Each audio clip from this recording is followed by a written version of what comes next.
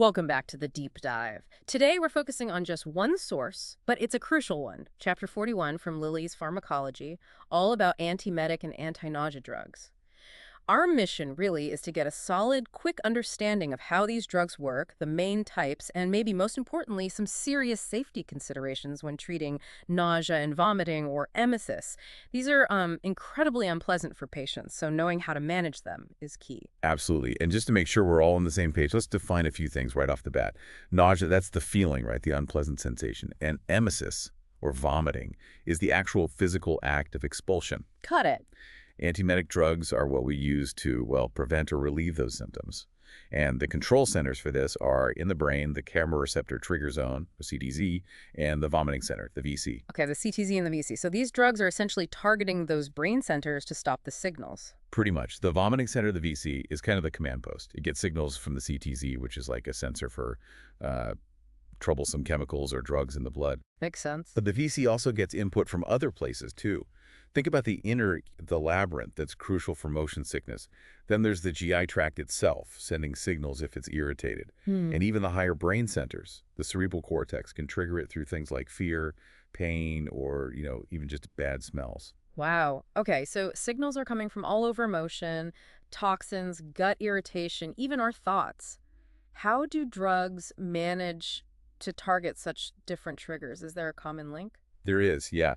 The link is the neurotransmitters they use to send those signals. That's what our drugs go after. It's why we have different classes of antiemetics. Oh, okay. So for signals from the inner ear or the VC itself, you're often looking at acetylcholine, H, and histamine, specifically H1 receptors. Right. But if the trigger is something like chemotherapy hitting the CTZ or irritating the gut, then dopamine D2 receptors and serotonin 5-HT3 become the main targets. Prostaglandins are also involved in gut irritation. So you need the right tool for the job, depending on the pathway. Exactly. And often you need more than one tool, combining drugs to block multiple pathways. And the source really highlights chemotherapy-induced nausea and vomiting, CINV, and postoperative nausea and vomiting, PONV. Says they're particularly tough. They are. They often cause really severe symptoms, so the treatment approach tends to be much more aggressive, often involving combinations right from the start. Okay, so let's get into that arsenal then. The core idea is blocking those neurotransmitter pathways. Right. That's the fundamental principle. And like we said, combining different classes often works better because you're hitting multiple signals at once. All right, let's walk through the 6 main categories mentioned. First up, anticholinergics. Yep. The main one here is scopolamine. You often see it as a patch placed behind the ear. And how does that work? It blocks those acetylcholine receptors, specifically the ones receiving signals from the inner ear, the vestibular system. So it's really good for motion sickness and sometimes used for postoperative nausea too. Okay, but there's a big warning sign here. A crucial one. Because it's an anticholinergic, it can dilate the pupils. That means it's absolutely contraindicated if a patient have narrow-angle glaucoma. It could dangerously increase the pressure inside their eye. Good to know. Very important. Okay, category 2, closely related, antihistamines.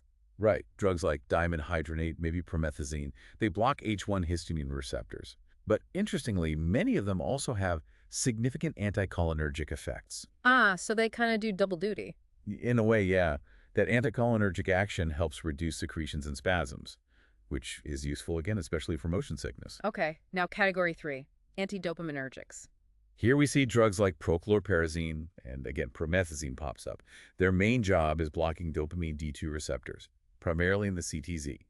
Many also have some calming effects on the central nervous system. And they're used for more than just envy. Yeah, sometimes for intractable hiccups, believe it or not, or even certain psychotic disorders. They're quite versatile. But you mentioned promethazine again, and the text flags it as high alert. Let's pause there. Why such a specific strong warning for this one drug? What's the risk? It's incredibly serious, and it all comes down to how it's given the route of administration. If promethazine accidentally gets into an artery, or sometimes even given subcutaneously or just incorrectly into a vein, What happens? they can cause severe tissue damage. Yeah. We're talking necrosis, blood clots, even gangrene. There are cases where amputation has been necessary because of improper IV administration. Wow, that's terrifying. So how should it be given? The safest routes are definitely oral or deep intramuscular injection. If you must give it IV, it needs extreme care. Dilute it properly, push it very slowly, and use a large, reliable vein. Never, ever a small vein in the hand or wrist. Okay. Message received. That's a critical safety point. Right, moving on to category 4, Prokinetics. Metoclopramide is the example here. Yes, metoclopramide. This one has a neat dual action. How so? Well, first, like the Antidopaminergics, it blocks dopamine in the CTZ. But second, it actually stimulates acetylcholine receptors in the GI tract. And what does stimulating ASHI in the gut do? It increases peristalsis, basically. It gets the stomach moving and helps it empty faster. So it tackles the nausea centrally and helps with the underlying issue if it's related to slow stomach emptying, like in GERD or diabetic gastroparesis. It seems very useful. But there's a catch, especially with long-term use. There is, unfortunately. Long-term use, generally considered more than 12 weeks, carries a significant risk of developing tardive dyskinesia. That's the involuntary movement disorder. Exactly. It can be irreversible, and the risk seems higher in older adults, particularly older women. So it's a serious consideration for chronic therapy. You have to weigh the benefits against that risk. Definitely. Okay, now for category 5, which you mentioned really changed the game for CINV and PONV, the serotonin blockers or 5-HT3 blockers. Ondansetron is the big one. Ondansetron, yes. Zofran is a common brand name. This class was revolutionary because serotonin is a major player in triggering nausea from chemo and surgery. How do they work differently? They specifically block those 5-HT3 receptors, and they do it in multiple places at once in the GI tract, where chemo often causes irritation, in the CTZ, and in the vomiting center itself. It's a much more targeted approach for those specific severe types of nausea. And it's used in pregnancy, too. Yes, ondansetron is often used for hyperemesis gravidarum, which is severe nausea and vomiting during pregnancy, when other measures haven't worked. Right. Okay, last main category. Tetrahydrocannabinol or THC? Yeah, these are pharmaceutical forms like dronabinol or nabilone. Their mechanism is a bit different, more central. How do they work? They seem to have inhibitory effects on pathways involving the reticular formation, the thalamus, and the cerebral cortex. It's less about blocking a specific trigger signal and more about altering mood and perception in a way that dampens the whole nausea and vomiting response. And they have other uses, too. Yes. Besides CINV, they're also used to stimulate appetite and help patients gain weight, particularly in conditions like AIDS or advanced cancer, where wasting can be a problem. Got it. And the text also briefly mentions a couple of others.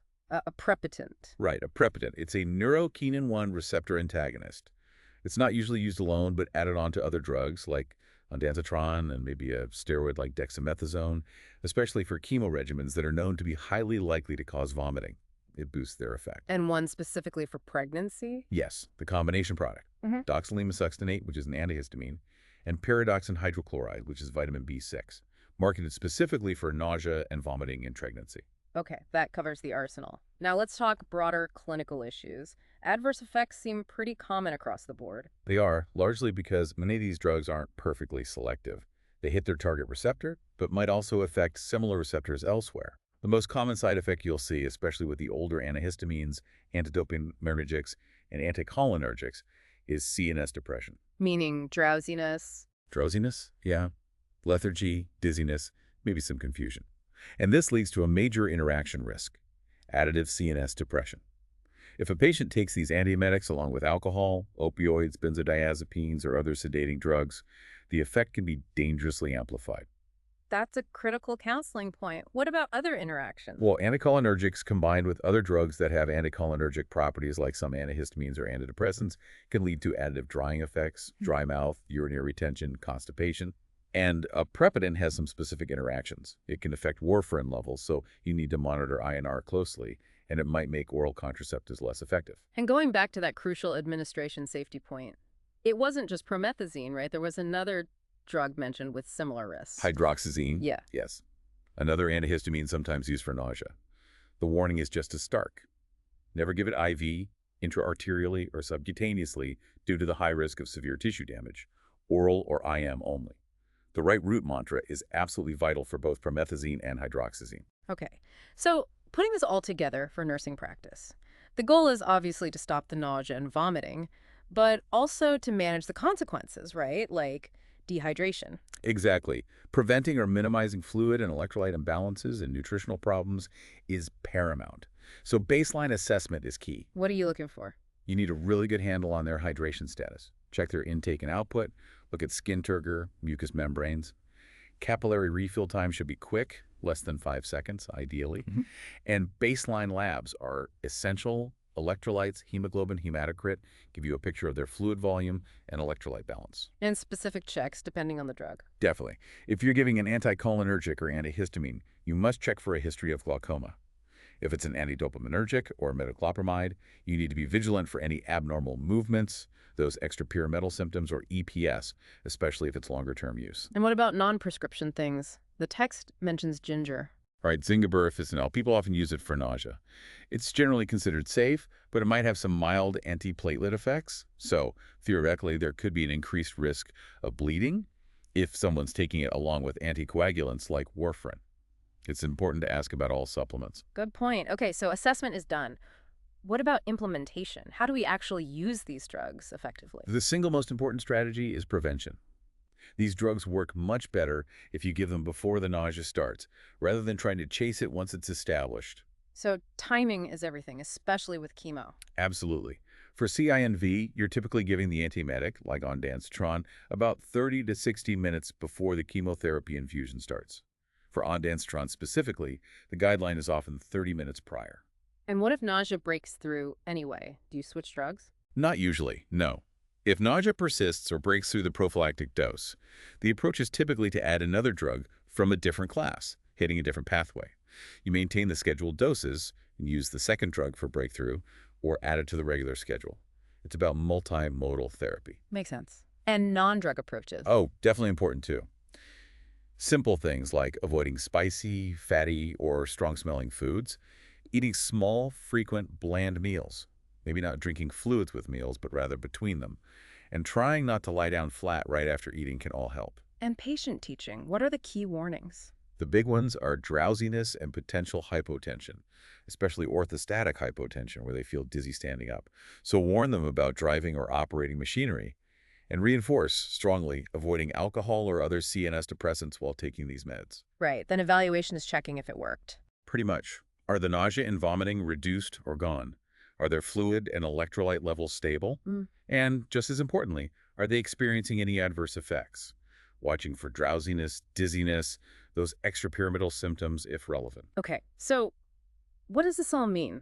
It feels like the big picture is understanding these distinct pathways, ACH1, dopamine, serotonin, THC effects, and using the right drug, or often drugs, to block them.